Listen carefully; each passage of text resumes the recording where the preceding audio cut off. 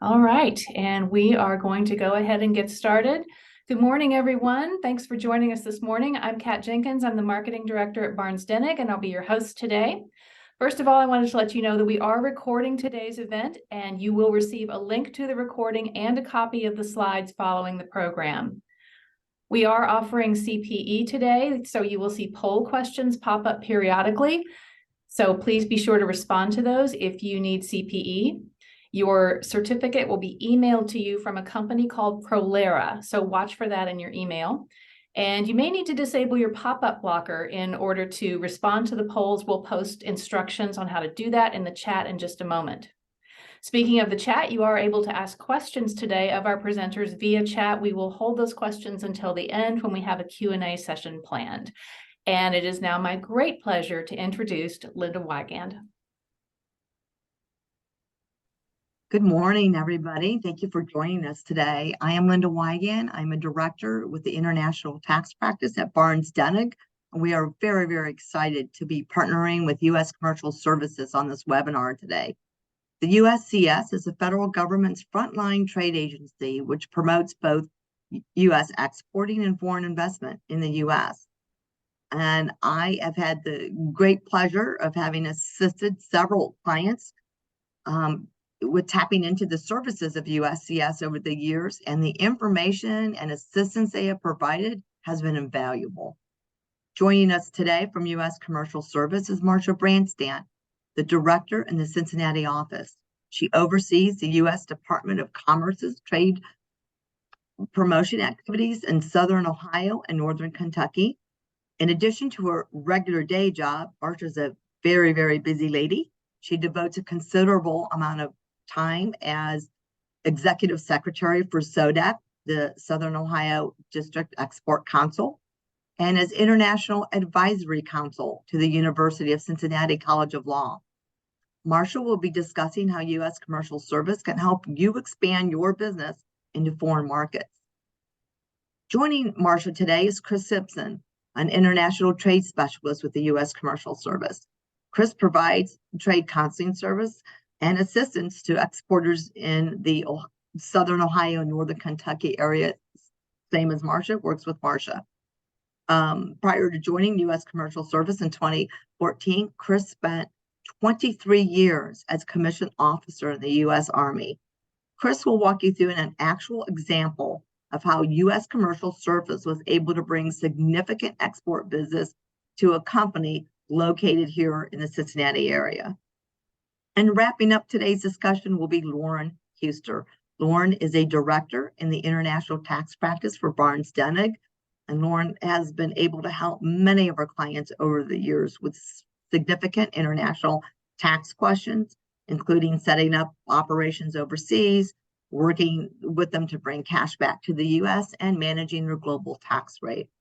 And with that, I will turn it over to Marcia. Linda, thank you so much. We're really happy to have been invited to participate with Barnes Dennig today. And I also wanted to thank Kat for organizing this and her team as well. It's just been amazing to work with everybody here. I wanted to talk a little bit about what we do when we help U.S. companies, and also how we're set up and some of the services and ways that we help companies expand internationally. Next slide, please. So as Linda mentioned, we are the U.S. Commercial Service. We are part of the U.S. Department of Commerce, and we are a federal agency. We are mandated and funded by Congress to help U.S. companies market and sell their products internationally. So this is really a great organization, and I'm very proud to work for it because it's actually a useful taxpayer dollar mission that we have here. We have, the way that we're set up, we have roughly 107 offices set up across the United States.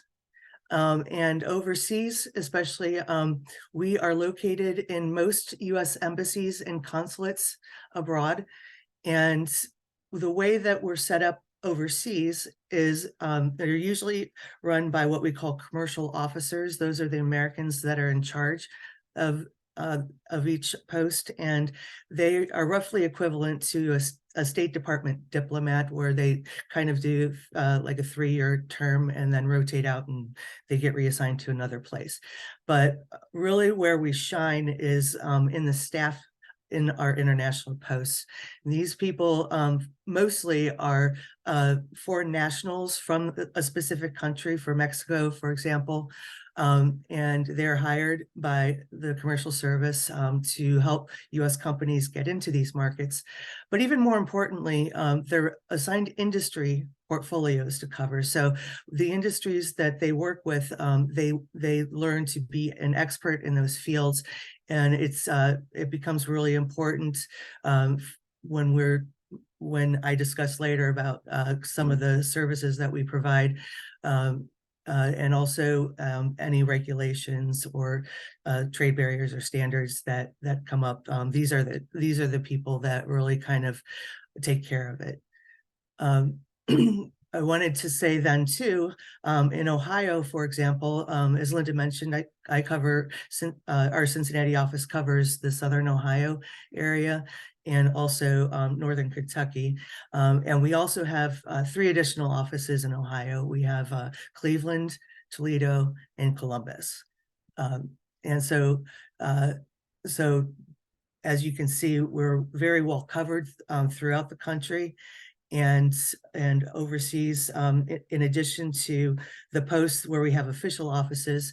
If we don't have an official office there, most of the time we have a partnership agreement with the State Department, and we are able to provide some services that way as well. Next slide, please. I also did want to mention too, for any service providers that are on the webinar today, that we are only rated by success. So all we care about is that the U.S. company gets the sale, signs a partner, avoids harm, and makes the sale. So if you are working with us to help your clients, I always tell folks that the more countries we can help them get into, the more business you're going to have. So so we would love to partner with you guys as well on that. In the U.S. offices across the United States, we have what's called international trade specialists. And my colleague who will speak after me, Chris Simpson, is one of our international trade specialists in Cincinnati. And I'm very lucky that our trade specialists in Cincinnati are both senior international trade specialists, so they're very, very experienced as well. I just wanted to review real quickly kind of how we engage with a company. So when we are able to first make contact, our trade specialists will go out and visit you at your company and have an initial meeting with you. And we can suggest markets to consider. We can also, look into markets that that you may know that you want to go into. So from there, once we kind of get an idea of what we want to do moving forward with a company internationally, essentially our trade specialists become part of your international sales team. And that's why we're so beneficial for small companies, especially because sometimes they don't have the huge international sales departments or international offices. So we're able to take care of the services for you while you go on your day-to-day work activities. Even more importantly, we also become your account manager. So you don't have to worry about reaching out internationally to our colleagues by yourself. We will do that for you. We'll set up your conference calls and we will manage any projects that you're doing with our colleagues. Next, please. So I want to talk mostly today about the different ways that we help companies and some of the services that we offer. Okay. After I'm done with my part here, I'll post some web resources in the chat, so anyone who's interested can grab them if you'd like. So I wanted to start first of all with what we do. We have what we call off-the-shelf market research, and this is absolutely no charge to U.S. companies. And this information can be found on our main trade portal, our web portal, which is trade.gov. Okay. I wanted to talk a little bit about our country commercial guides. It's a very handy resource. These country commercial guides are written for every country where we're located, and they are updated every single year, and they contain the same set of chapters per country too. Some of the more important chapters is, they'll provide a market overview of the country, talk about some of the challenges that you might encounter. And they will also talk about the leading industries they predict are going to be very successful that year. They also have a chapter on customs, regulations, and standards, and also some things to keep in mind when you're traveling on business into that country too. We also have something called top market reports. And these are industry reports for the major industries that we cover. And what these top market reports do is will let companies know what countries are going to be the best markets for them for that particular year. And again, that's updated every year as well. We also have throughout the country and internationally industry teams. So, we have an automotive team, aerospace team, advanced manufacturing teams. And in addition to providing information about upcoming events in those particular industries, they also provide industry market research as well. We also have what's a newer service that's called an international market check. This is particularly helpful if you may be interested in a country, but you're not sure how well your product or service is going to do in that country. So what our colleagues overseas can do is they'll provide an initial assessment of how they think your product or service will do in that country. And they'll contact their industry contacts, they'll associations and companies that they work with to kind of gauge the interest in level in that market. And I know there may be a lot of accountants on here, so I usually don't talk about pricing, but all the research that we have online is all free. And now we're going to get into some of our paid services.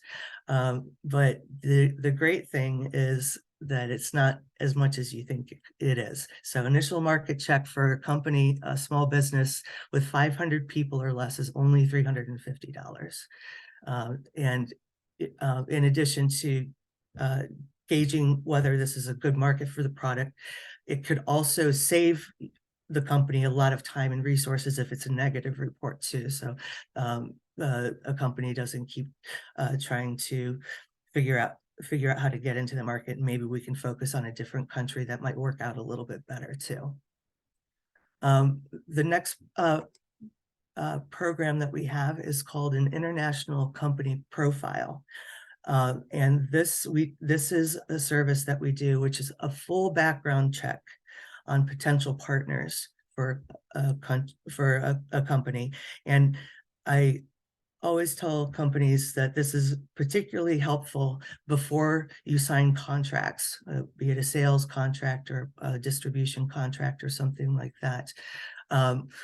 With our full International Company Profile, this is a report that is proprietary just for your company. And after we have an initial conference call with our industry specialist in the particular country, they actually will go out and visit the company They'll make sure that they're located where they say they're located, and they'll also sit down with executives and interview them too. They'll also pull financials. They will do trade references as well, and then they will come up with a report as to which is their opinion as to whether or not they would be a good potential partner for you. And again, this also can save a lot of time and headache. If it is not a good report, then you kind of are a little bit safe from harm there, we always say. And for any of the companies that work with Exim Bank, this international company profile can count as a background check for potential foreign buyers when you're applying for export credit insurance as well. And this one is, if you want this full company profile for small businesses, is only $700. And we can also do a partial international company profile for $150 only, and they'll pull together a report, but they'll only be using publicly available information. And that, sometimes if you just want a quick check, that's a possibility. And sometimes companies don't want the potential partner knowing that they're looking into them before these contracts are signed.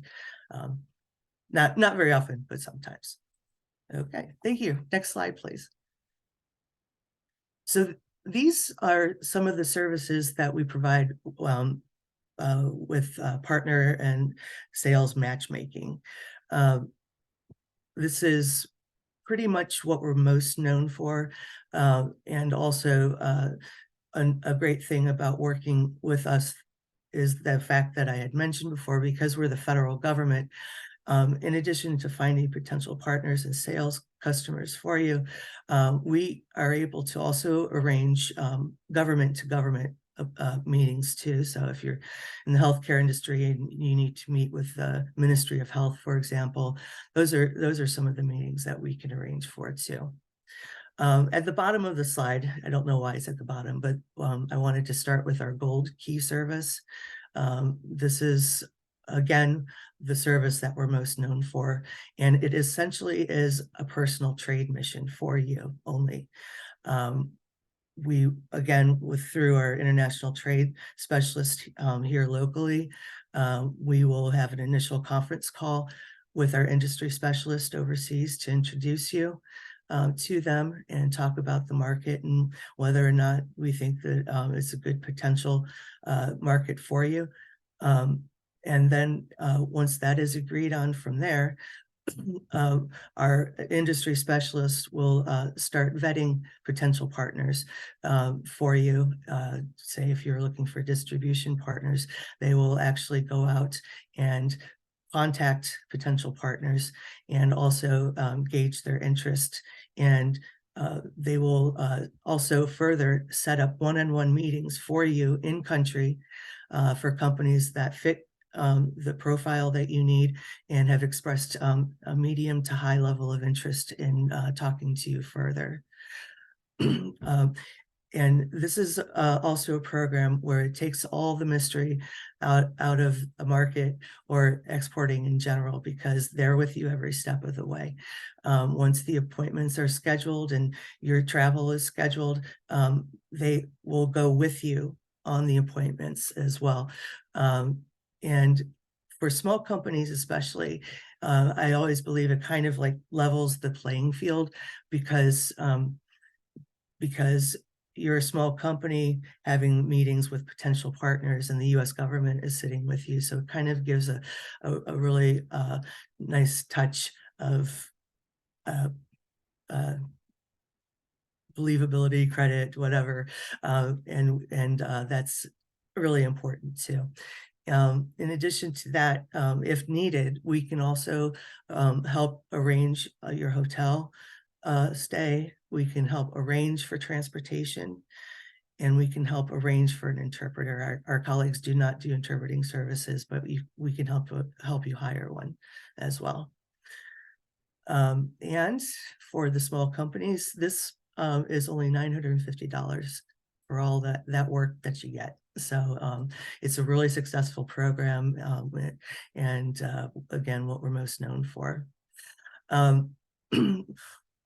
when COVID hit, we, like everybody else, was struggling to figure out, okay, well, Gold Key service, we can't travel anymore. What are we going to do?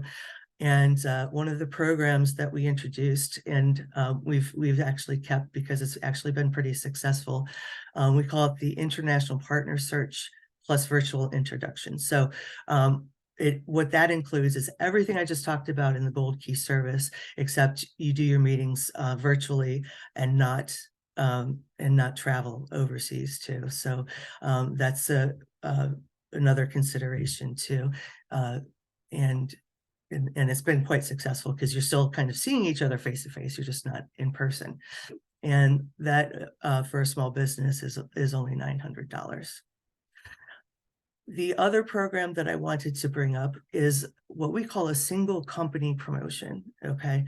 And this is a customized service where we can set up a technical presentation, a reception, a luncheon, dinner, cocktail reception, just for your company. So what we would do is invite people that you want to be in the room, be it potential partners, be it government agencies, be it potential end users, and we invite them to come to whatever program we've decided on doing for you, and we help facilitate and bring business to you that way. The really nice thing about the single company promotion, again, especially if you're a small company, is when we send out invitations, it's coming from an unofficial U.S. Embassy paper letterhead, and also or via email. So again, you're getting the backing of the federal government and being able to leverage that for you as well. A lot of people use the single company promotion around a trade show that they might be at in an overseas country, and and that way there are people already over there. You can invite them over for reception, and so it's a very successful program as well. Because it's customized for a small company, it's $30 per hour that's put into it, and it's still going to have a big return on your minor investment, is what I would say. Okay, next slide, please.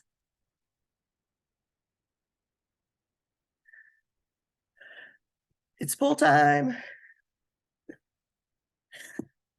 Okay.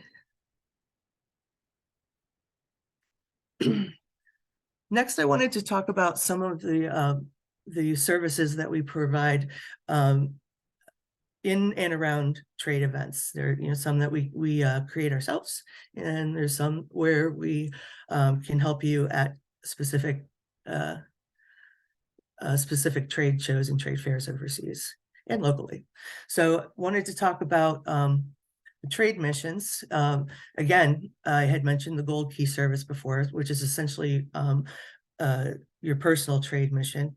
But we also have VIP trade missions where our senior officials lead a delegation.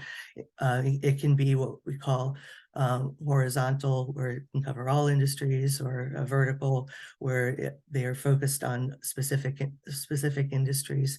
And this is really good for companies that want a little more visibility and receptions and opportunities for networking too. And one of our signature annual events that we do is called Trade Wins.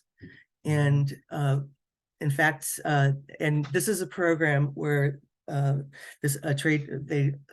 where we target a specific market and a specific country, and we arrange a trade mission led by one of our senior officials, and also have business conferences tied in there too. And the Also interesting, nice part about it too, is also the opportunity to do spin-off missions to a couple of other countries in the region.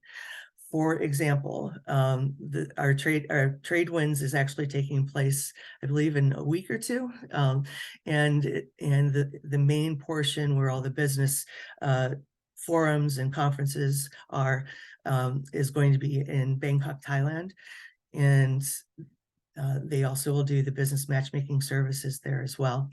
And then companies also will have the opportunity to do spin-offs in Malaysia and Indonesia if those countries are of interest to them as well.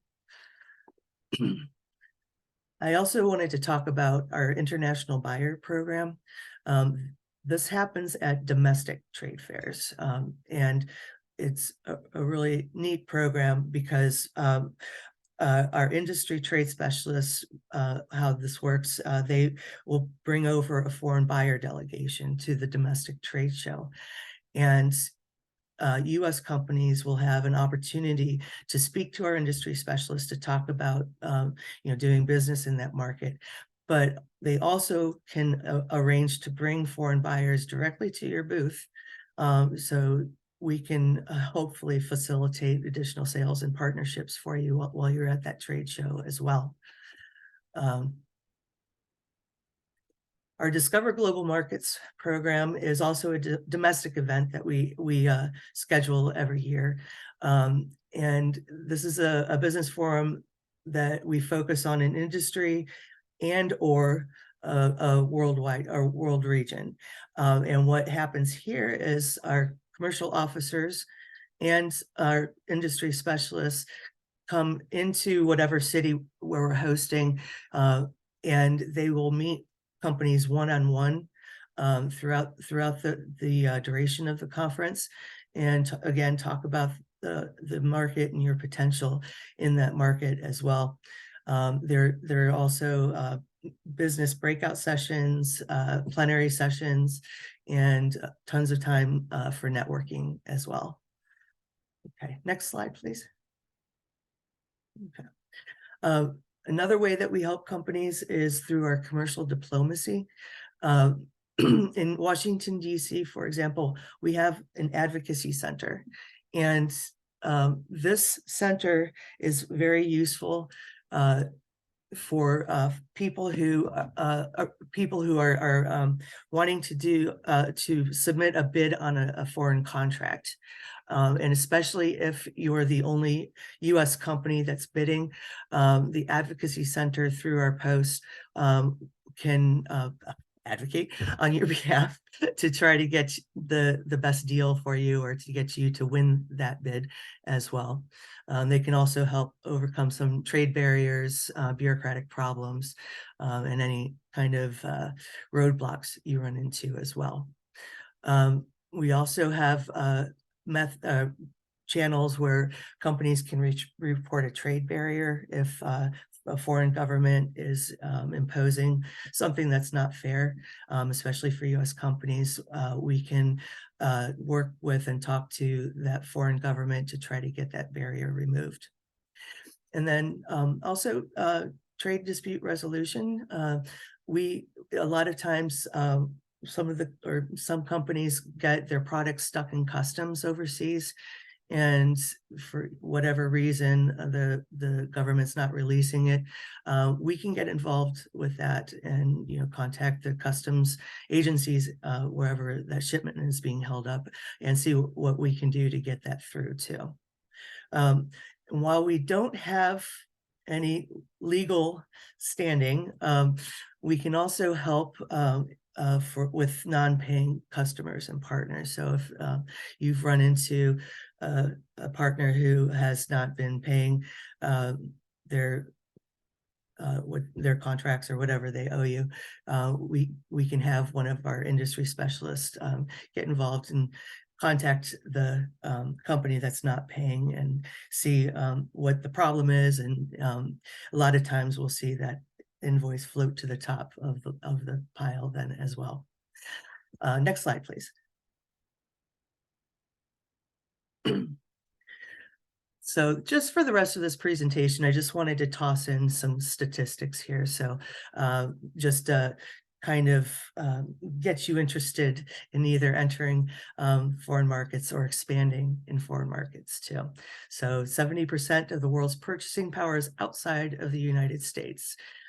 So we want to make sure that your company is getting in on that action and making sure that you're able to increase your sales and hire additional people too. Next slide, please. And according to our statistics folks, only 12% of our GDP is generated by exports. So the message here is that there's a lot of room for growth. And we are located all around the world, and we can help you get in to all these markets that might be a little bit underserved there too. Next slide. I just wanted to mention as well, so return on investment. So we talked a little bit about our services, and they've calculated that every dollar allocated to us through our services has almost a $400 return on your investment. Next slide, please. Yes, and these were the number of exporters that we helped in 2020, and 92% of them are small or medium-sized businesses. And that number is actually a little bit low because we had COVID going on at that time too, so we were hit a little bit as well. Next slide. Okay, and so companies that export grow faster.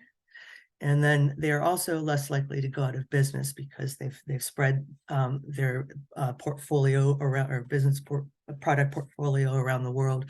So if one part is not doing well, hopefully another part of the world is doing well, and you're less likely to go out of business that way. Next slide. Okay, just wanted to toss in a slide for Ohio because we're Ohio. So next slide, please.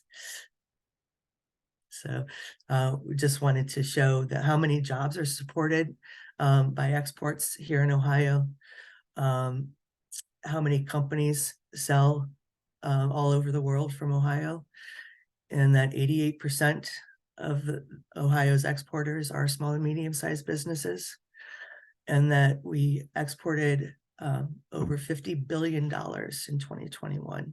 So Ohio is definitely in the one of the top 10 states in the United States for international business and trade.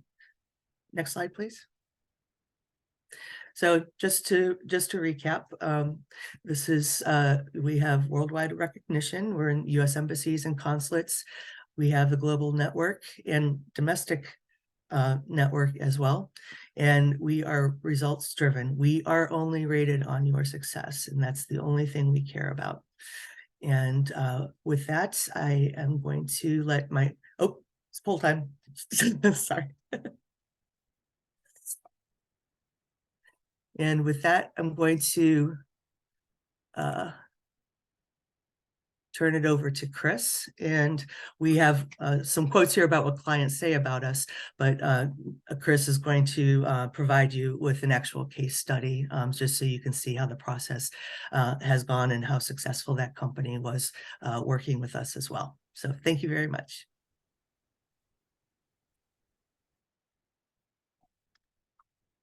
Hello, everyone. Next slide, please.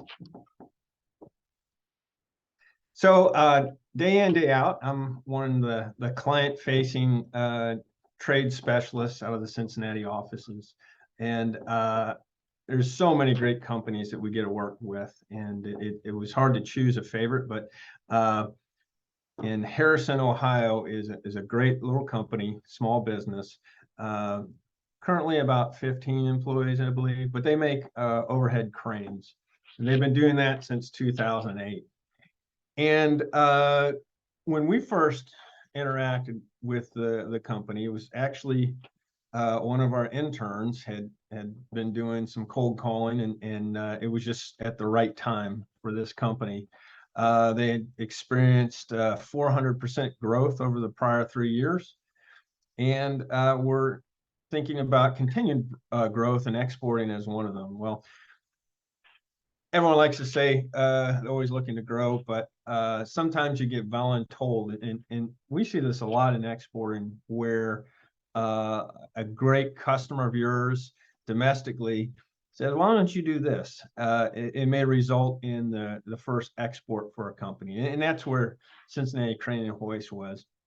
The particulars of this, they had done several crane systems for Procter & Gamble. And Procter & Gamble had to respond to one of their customers' needs in just-in-time inventory for a product called Swiffer. Had been made in China, but a portion of them needed to be more readily available. So they picked the Dominican Republic. So you've got Unlikely Bedfellows, actually a Hong Kong company, reaching out to a Cincinnati company and say, "Hey, we need you to make some cranes and ship them to the Dominican Republic." As you can imagine, a small company that's never exported before, this is a daunting task. So what I really liked about what I like about the company is they're so resilient. When they encounter a problem, they're not afraid to ask for help. And so that's how we start a relationship. So we didn't bring the opportunity to them. We helped them fulfill on their obligations, ultimately to close the contract and then fulfill their obligations. So lots of trade counseling, as Marcia said. There was no paid services in this case, but I met with them a lot. They had to do some site visits in the Dominican Republic. While they're there, they visited our embassy staff, my colleague in Santo Domingo. And she helped with some very particulars that were not necessarily unique, but new to this company. How to take advantage of the Dominican Republic free trade agreement. They actually decided to do some of there was some fabrication that needed to happen on site. So they got linked up with a local partner that was competent in what they needed. They decided to do this work in a foreign trade zone. And there was various customs procedures because they weren't actually, a lot of times, small U.S. companies especially, their buyer will take possession from their dock, and they really don't know what goes on through getting it through ports overseas and to the final destination. In this case, they had to do the whole procedure and deliver it installed into the factory that was being built. So there's a lot of steps that they received help on from us. I mean, certainly, when I work with a company, anytime I spend an hour helping them, I usually give them 10 hours of homework.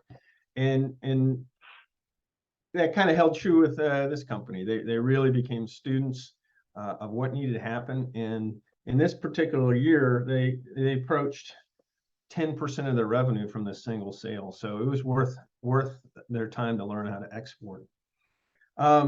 So we've worked with them since then, but I'd like to next we have a program called Vets Go Global, where we do some programming for veteran-owned companies, and we made this video to highlight the success of Cincinnati Crane and Hoist. If you can play that, Kat, thanks.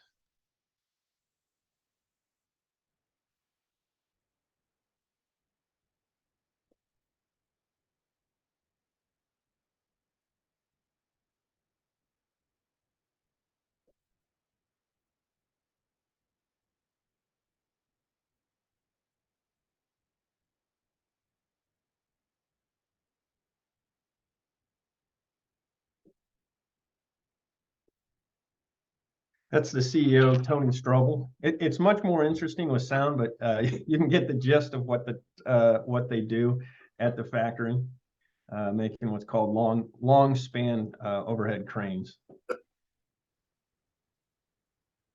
For tough times, that military work helped us as a jump off point for the company. It really got us through the lean times, and we've appreciated all that business over the years. We're a veteran-owned small business, and we have a strong culture of hiring vets here. We appreciate the leadership skills they have and the experience And it's really strengthened us as a company. U.S. Commercial Service has been a tremendous partner for us.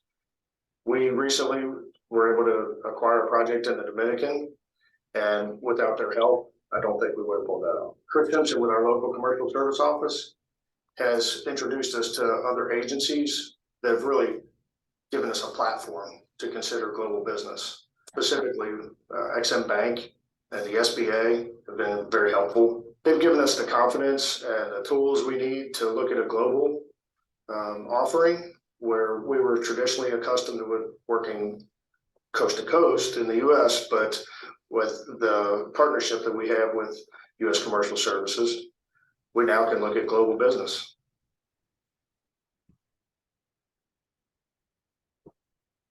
So since that video, the company has faced some challenges. They were the victims of a pretty sophisticated spear phishing attack that really damaged their company quite a bit. They overcame that. They got some help from the local manufacturing extension program, TechSolve. There's another video on them, how they did that, but they came back stronger. And I think, like Marcia said, exporters tend to be more capable companies, higher paying jobs, and they appeared to be very appealing, because in the last 2 years they were bought by another local company called Federal Equipment Company, who was since that purchase was bought by a big defense company, Fairbanks Morse Defense. So now Cincinnati Crane doesn't call us as much. They have a lot more in-house capability with their export support, but nonetheless, I still stay in contact. And in fact, this week they completed manufacturing 2 more cranes that are going to be shipped later this year to Honduras. So they're well on their way to continuing to grow through exports. And this last slide just shows our team in Ohio. We got an office in Cleveland, here in Cincinnati, and a 1-person office in Columbus. With that, I'll be followed by Lauren. Thanks so much, Chris. Great to hear about, a real life story of someone that gets to experience the help that you guys can offer. Kat, if you want to move to the next slide, actually down a couple. I'm going to just start walking you through kind of what are the next steps once you figure out that you want to move into a new area. Normally the first question obviously I get is, what are the tax implications? But really it's, how are you going to be structured, and what are the next steps forward? You want to go to the next slide. This just kind of sets up how you can be structured. With the TCJA that came about in 2018, the US used to have opportunities to kind of have offshore income that wasn't taxed in the US. With the TCJA, all of that changed, and we now are on a worldwide tax base. So everything is taxed, but how it's taxed is extremely different. And depending on the country that you're in, it just may be better to be set up a different way. So usually once we get involved in the beginning, people will call and say, I have an idea of going to XYZ country. And really the questions that we're going to ask you are, what kind of activities are you thinking you're going to do? Are you set on that country? Are you open to other opportunities? And, best game plan, what would be the ideal outcome of profit in this area? And then we can do some modeling and just the different structure. A lot of times people will say, well, I'm set up this way in the US. Does that mean I'm stuck? No. Just another step in the restructuring to make sure that we're getting you the best structure for what you're looking to do, but it's not, one size fits all. If you want to go to the next slide. And I believe we have a poll. And if you're currently doing business in a foreign market, have you established a foreign entity? If you want to answer that for CPE, and then we'll go to the next slide. Really some research prior to it. The local tax rate, obviously you want to know the income tax rate of where you're going to go.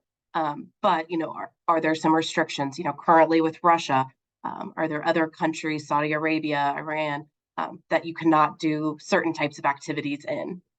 Value-added tax, VAT is what you'll hear about a lot. But what is the product that you're going to be shipping into there? or service, and what is going to be the VAT on it. It's similar to a sales tax, but it can vary definitely depending on where you're located.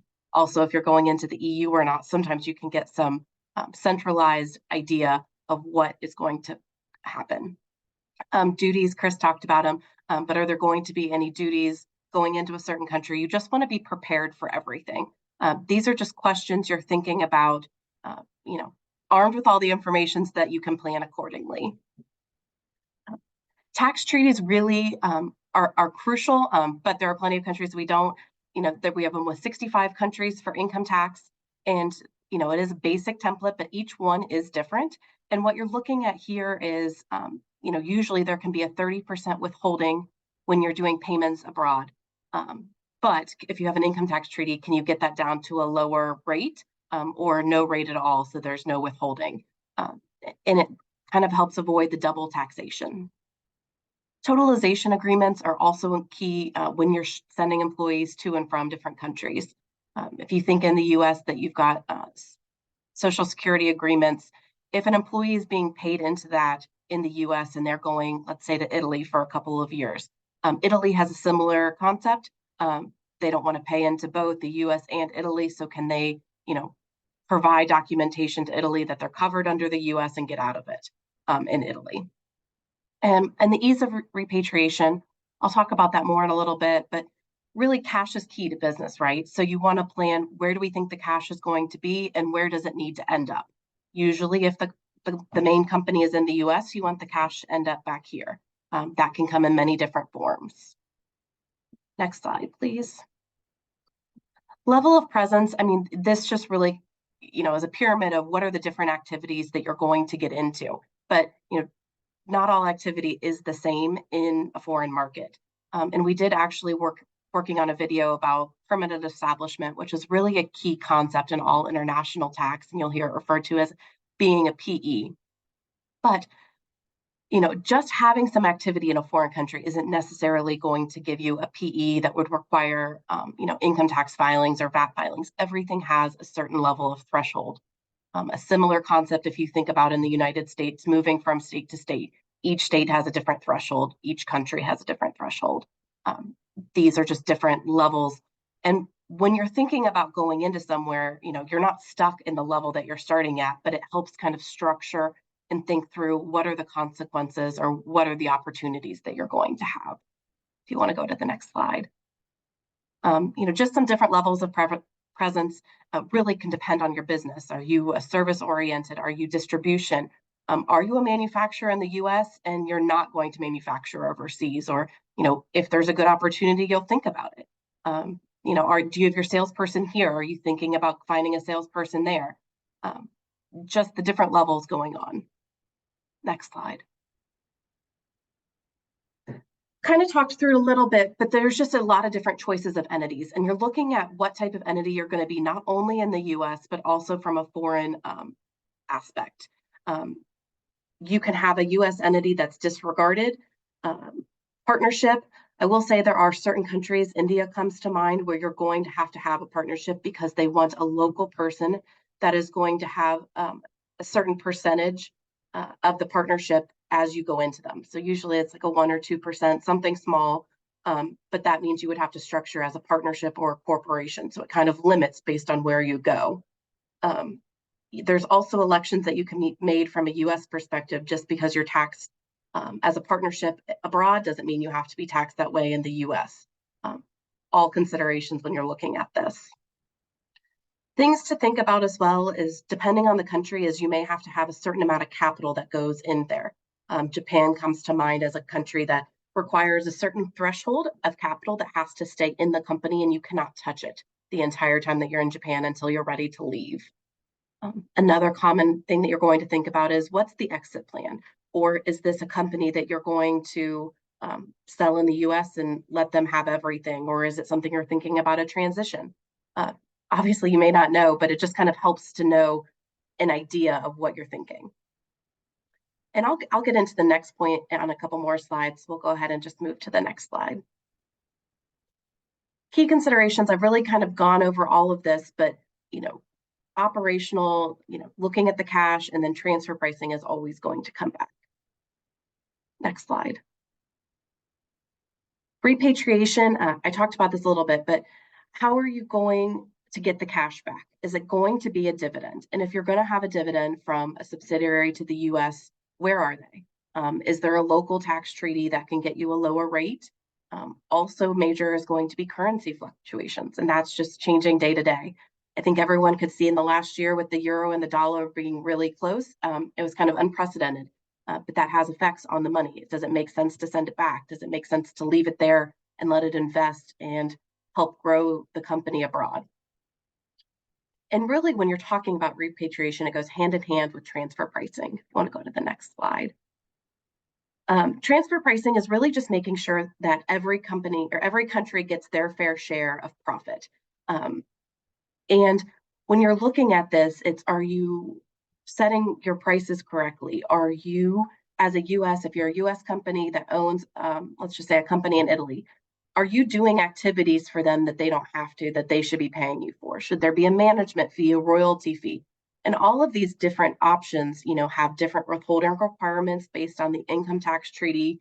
There could be different tax rates depending on the type of entity that you are. But really, it's just making sure you're getting the profit in the right place. And maybe if you have the proper transfer pricing, then repatriation and dividends doesn't come as necessary as it could be. Transfer pricing is talked about a lot, I think, at the bigger companies when, they're saying there's no tax in this country.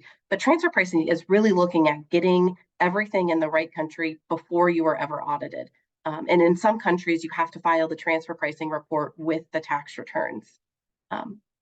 But usually if you're audited by the IRS in the US and you have an international company, one of their first requests is going to be, what is your transfer pricing? What are your methods? How do you come up with things?